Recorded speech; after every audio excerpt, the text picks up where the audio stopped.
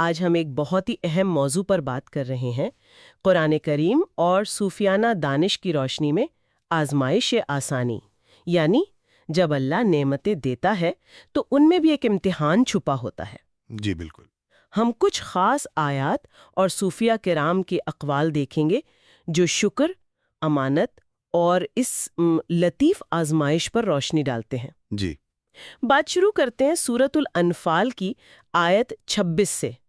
یہ آیت ہمیں یاد دلاتی ہے نا کہ اللہ نے کیسے کمزوری کے بعد مدد فرمائی، جی ہاں، وہ ابتدائی دور۔ اور یہیں سے میرا خیال ہے آسانی کی آزمائش کا پہلو نکلتا ہے۔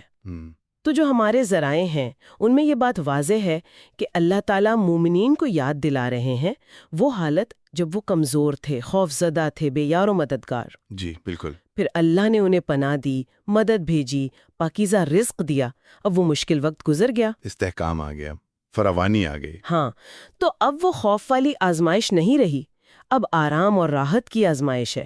یہ نئی آزمائش کیا ہے اصل میں؟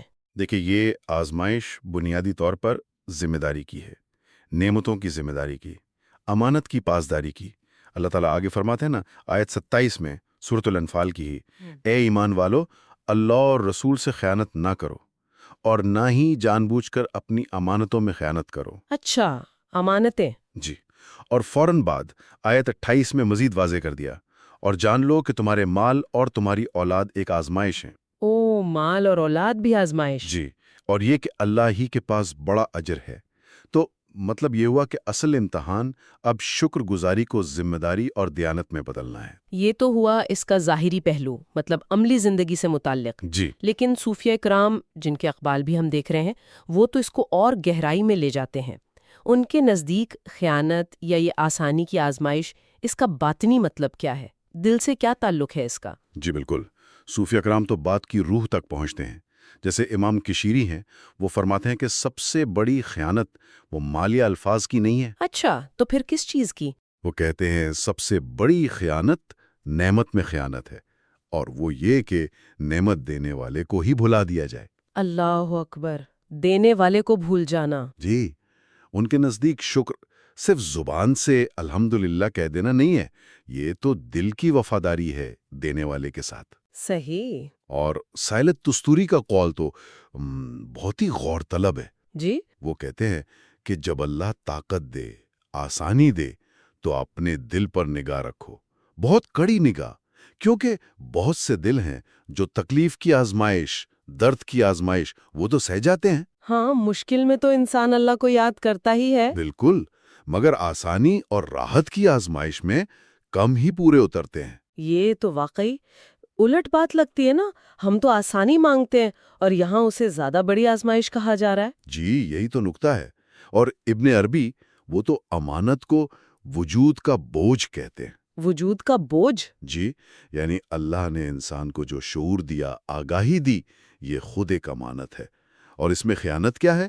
اللہ کی یاد کے بغیر جینا۔ سبحان اللہ۔ پھر رضوان البقلی کہتے ہیں کہ مال اور اولاد یہ خود حجاب یا پردہ نہیں ہے، پردہ تب بنتے ہیں جب ان کی محبت آپ کو دینے والے سے غافل کر دے۔ صحیح۔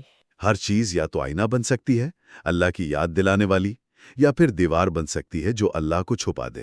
اس کا مطلب ہے کہ ہمارا اپنا رویہ طے کرتا ہے۔ جی بالکل، اس کا دار و مدار ہماری اپنی یاد پر ہے۔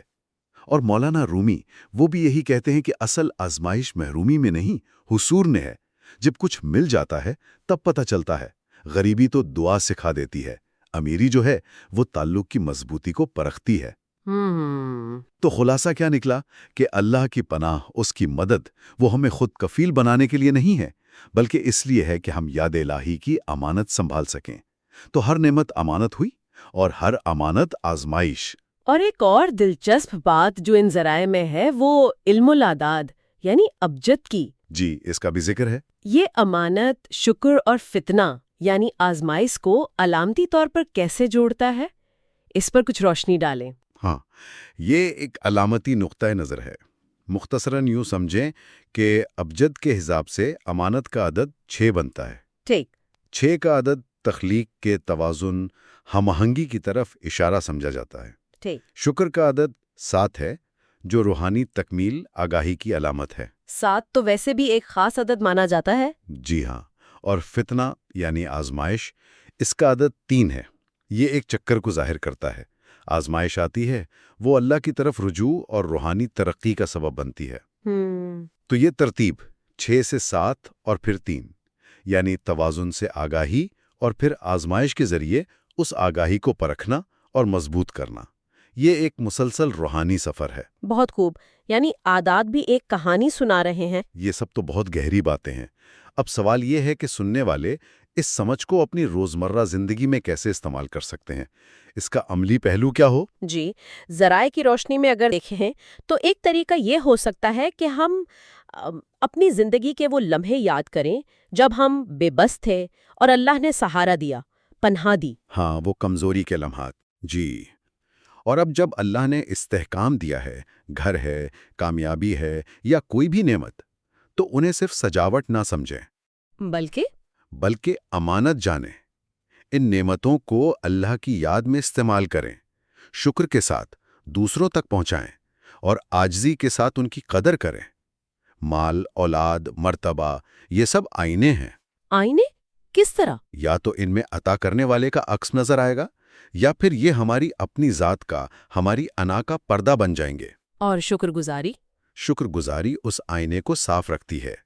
یاد رکھیں، خوف کی آزمائش نفس کو توڑتی ہے شاید، لیکن آسانی کی آزمائش وہ سیدھا دل کی وفاداری کو پرکھتی ہے۔ دل کی وفاداری؟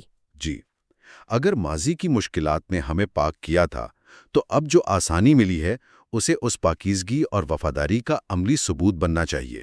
اور ان ذرائع میں ایک دعا کا جوہر بھی ملتا ہے۔ جی، ایک مناجات کا ذکر ہے، جس میں یہی دعا ہے کہ یا اللہ، کثرت میں، فراوانی میں بھی اپنی یاد اور وفاداری نصیب فرما، اور ہر نعمت تیری طرف لے جانے والا راستہ بنے، رکاوٹ نہ بنے۔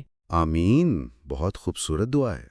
تو آج کی یہ گفتگو مجھے لگتا ہے ہمیں اس نقطے پر ٹھہر کر سوچنے کی دعوت دیتی ہے کہ کس طرح آسانی، جس کی ہم سب خواہش کرتے ہیں، وہ ہمارے دل سے ایک خاص قسم کی نگہباشت مانگتی ہے۔ جی بالکل، شاید اتنی توجہ جتنی مشکل وقت میں بھی نہیں چاہیے ہوتی، شاید اس سے بھی زیادہ، کیونکہ غفلت کا خطرہ ہوتا ہے۔ صحیح۔ تو یہ ایک موقع ہے کہ ہم سب اپنی نعمتوں کے ساتھ اپنے تعلق پر غور کرتے رہیں۔ جی، غور و فکر جاری رہنا چاہیے۔